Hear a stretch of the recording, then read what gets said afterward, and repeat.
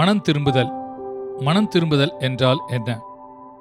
ஒரு புதிய வாரத்தின் தொடக்கத்தில் மீண்டும் உங்களுடன் இருப்பதில் மகிழ்ச்சி அடைகிறேன். பல வருட தனிப்பட்ட அனுபவம் மற்றும் கிறிஸ்தவ ஊழியத்தின் மூலம் தேவன் என் கையில் தந்துள்ள வெற்றிகரமான வாழ்க்கைக்கான திறவுகோள்களை உங்களுடன் பகிர்ந்து கொள்கிறேன். நம் ஒவ்வொருடைய வாழ்க்கையிலும் அவசியமாக இருக்க வேண்டிய ஒரு குறிப்பிட்ட வகையான ஆவிக்குரிய அனுபவத்தை குறித்து இந்த வாரம் பேசப் போகிறேன்.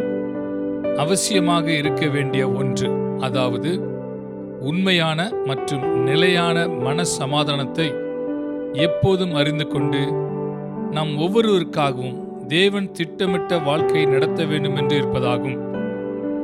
இது நம்மால் கையாள முடியாத ஒரு அனுபவமாகும். இதற்கு மாற்று இல்லை. இவை எல்லாவற்றிலும் இன்று பெரும்பாலான மக்களால் புரிந்து கொள்ள முடியாத ஒரு அனுபவமாகும். மேலும் பெரும்பாலான பிரசங்கியார்களால் அரிதாகவே விளக்கப்படுகிறது. என்னுடைய மனதில் வைத்திருக்கிற ஆவிக்குரிய அனுபவத்தின் தோற்றத்தை பற்றி பல யூகங்களை நீங்கள் கொடுக்க வேண்டும் என்று கேட்டுக்கொண்டால் உங்களில் பலர் சரியான பதிலை சொல்வீர்களா என்பது எனக்கு சந்தேகமாக இருக்கிறது. இதை வல்லமையான ஒரே வேதபூர்வமான வார்த்தையில் சுருக்கமாக சொல்லலாம், மனம் திரும்புதல் ஆகும். எனவே அதுதான் இன்றும் இந்த வாரம் முழுவதும் நம்முடைய கருப்பொருளாக இருக்கும் மனம் திரும்புதலின் கருப்பொருள். மனம் திரும்புதலின் அவசியத்தை வேதத்தில் இயேசு கிறிஸ்துவை தவிர வேறு எவரும் அதிகமாக வலியுறுத்தவில்லை. உதாரணமாக லூக்கா 13ஆம் அதிகாரம் 1ஆம் வசனம் முதல் 5ஆம் வசனம் வரைக்கும் அவர் சொல்வதை கவனியுங்கள். பிலாத்து சில கலிலேயருடைய இரத்தத்தை அவருடைய பலிகளோடு கலந்திருந்தான். அந்த வேளையிலே அங்கே இருந்தவர்களில் சிலர் அந்த செய்தியை அவருக்கு அறிவித்தார்கள்.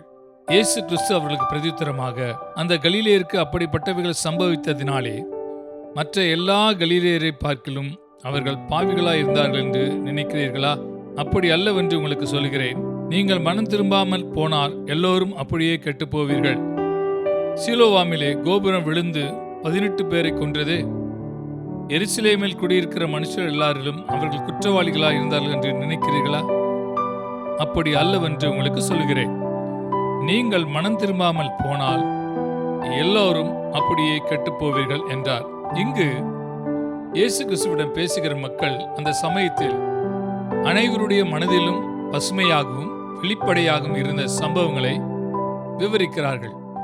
அது 2 பிரிவினருக்கும் நடந்த வியக்கத்தகு பேரழிவுகளாகும். முதலாவது, கலிலேயரின் பிரிவினர் பிலாத்து அவருடைய இரத்தத்தை அவர்களின் பலிகளோடு கலந்ததாக பதிவு சொல்கிறது. இதை குறித்து கூடுதலான தகவல்கள் கிடைக்கும் என்று நான் நம்பவில்லை. ஆனால் இந்த மக்கள் வெளிப்படையாக ஒரு மத செயலான பலியில் ஈடுபட்டுள்ளார்கள்.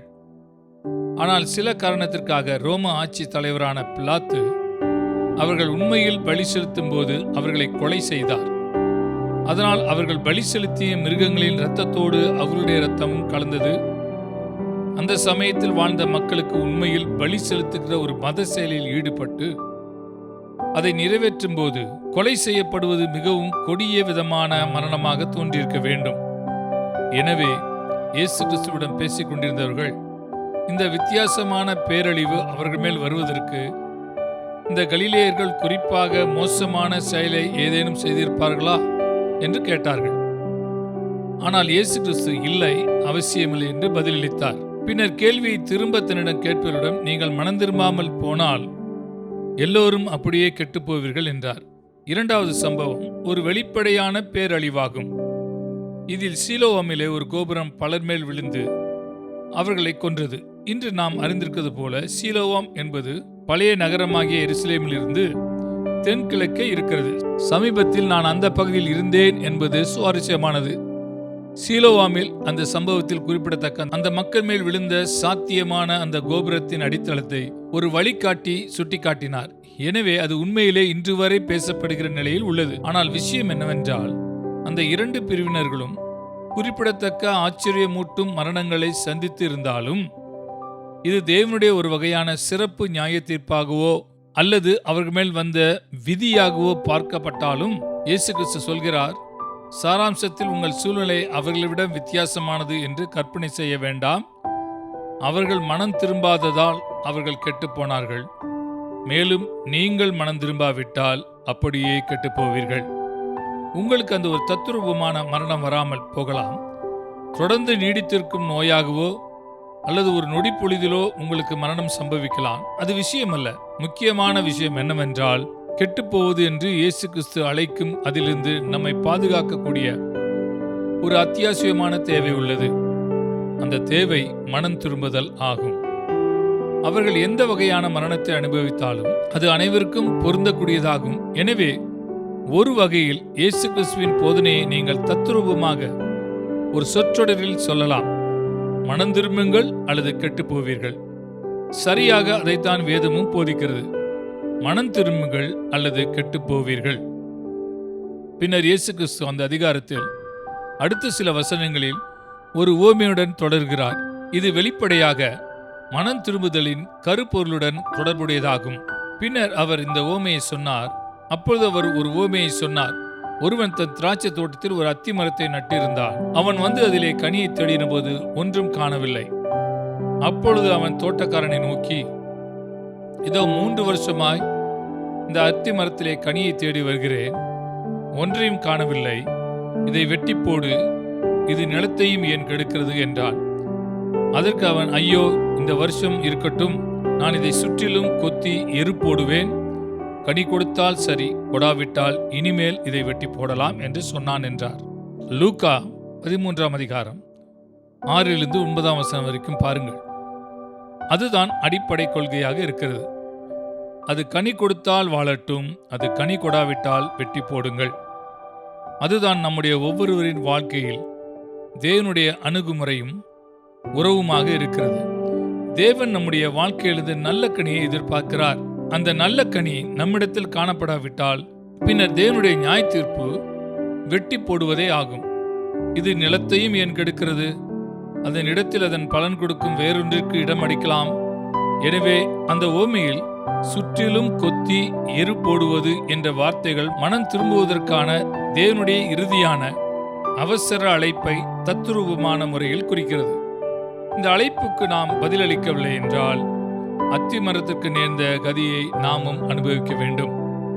இந்த வார்த்தைகளை நீங்கள் கேட்கும்போது உங்களுடைய வாழ்க்கையும் இப்போது அந்த கட்டத்தில் இருக்கலாம். ஆனால் தேவன் சொல்கிறார், இதை சுற்றிலும் கொத்தி எரு போடுவேன்.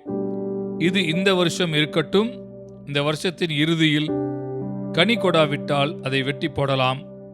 மனம் திரும்புங்கள் அல்லது கெட்டு போவீர்கள். அந்த வார்த்தைகள் உங்கள் மனதில் அனல் உண்டாக்கட்டும். இயேசு கிறிஸ்துவின் முன்னோடியான யோவான் ஸ்நானகனின் பிரசங்கத்தோடு ஒப்பிடுங்கள். மத்தேயு 3ஆம் அதிகாரம் வசனங்கள் 1 மற்றும் 2.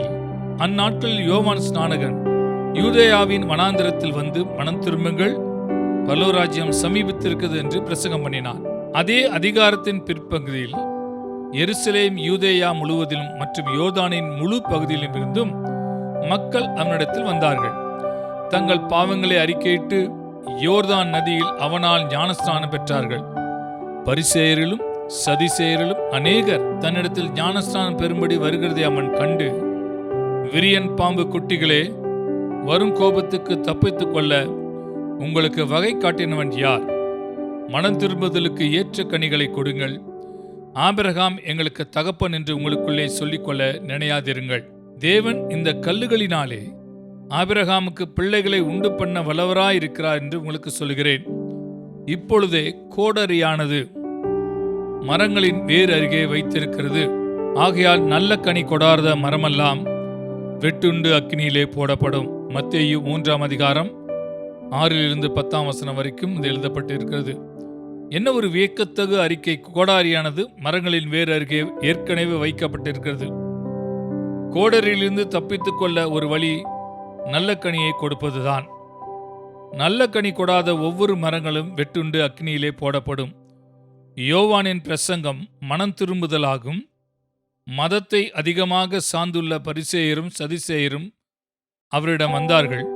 ஆனால் உண்மையில் யோவான், நீங்கள் மனம் திரும்பவில்லை, மனம் திரும்புதலை குறிக்கும் எந்த ஒரு கனியும் உங்கள் வாழ்க்கையில் இல்லை, உங்களுக்கு ஞானஸ்நானம் கொடுக்கும்படி என்னிடம் கேட்க வேண்டாம், நான் கனியை வலியுறுத்துகிறேன் என்று சொன்னார்.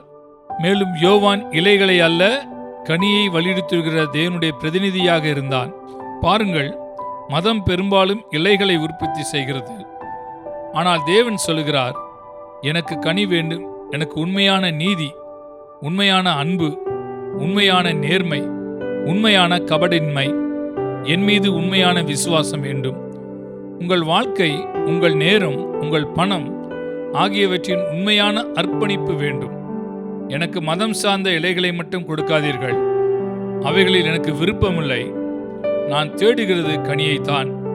நல்ல கனியை கொடுக்காத ஒவ்வொரு மரமும் வெட்டுண்டு அக்னியிலே போடப்படும். செய்தி என்னவென்றால், மனம் திரும்புங்கள் அல்லது கெட்டுப்போவீர்கள். மனம் திரும்புதல் என்பது நம்மால் கையாள முடியாத ஒன்றாகும். இது நம் அனைவருக்கும் தேவைப்படுகிற ஒன்றாகும். இது மிகவும் முக்கியமானது. ஏனென்றால் நம்முடைய நலமான வாழ்க்கைக்கும் நம்முடைய நித்தியமான எதிர்காலத்துக்கும் மிகவும் முக்கியமானது என்றால் மனம் திரும்புதல். மனம் திரும்புதல் என்றால் என்ன? தேவன் உண்மையில் நம்மிடம் என்ன எதிர்பார்க்கிறார் என்பதை நாம் தெரிந்து கொள்ள வேண்டும். எனவே உங்களுக்காக மனம் திரும்புதலை பற்றி சுருக்கமான விளக்கத்தை கொடுத்து அந்த பேச்சை முடிக்கப் போகிறேன். நீங்கள் புரிந்து கொள்ள வேண்டிய முதல் விஷயம் மனம் திரும்புதல்.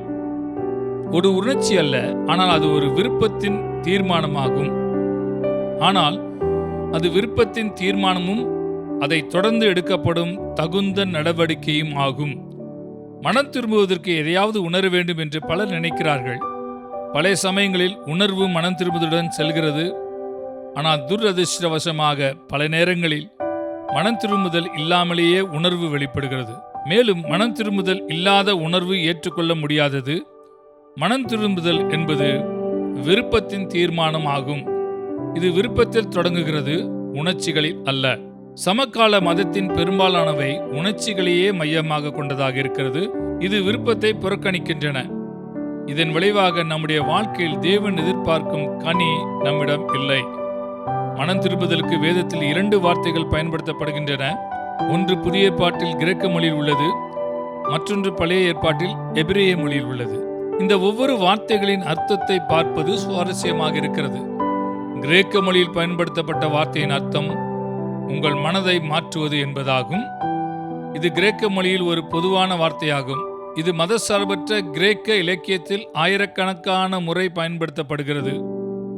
எனவே மனம் திரும்புதல் என்பது உங்கள் மனதை மாற்றுவதாகும். நீங்கள் ஒரு வழியில் வாழ்ந்து வருகிறீர்கள். இப்போது உங்கள் மனதை மாற்றிக்கொண்டு வேறு வழியில் வாழ வேண்டும் என்று தீர்மானம் செய்கிறீர்கள். இது உங்கள் முழு எண்ணம், உங்கள் வாழ்க்கை நோக்கத்தின் மாற்றமாகும். பழைய ஏற்பாட்டில் உள்ள எபிரேய வார்த்தையின் அர்த்தம் திரும்புதல் அல்லது திரும்பி செல்லுதல் என்பதாகும். இது மிகவும் குறிப்பிடத்தக்கது என்று நினைக்கிறேன். கிரேக்கத்திற்கும் எபிரேயத்திற்கும் உள்ள வேறுபாடு, கிரேக்கம் உள்ளான அனுபவத்தில் கவனம் செலுத்துகிறது, எபிரேயம் வெளிப்புற செயலுக்கு கவனம் செலுத்துகிறது. எனவே நீங்கள் எப்படி வாழ்ந்து கொண்டு இருக்கிறீர்கள் என்பதை குறித்து உங்கள் மனதை மாற்றிக்கொள்கிறீர்கள். உங்கள் மனதை மாற்றியதன் விளைவாக நீங்கள் திரும்பி வேறு வழியில் வாழத் தொடங்குகிறீர்கள். எனவே மனம் திரும்புதல் என்பது விருப்பத்தின் தீர்மானமாகும்.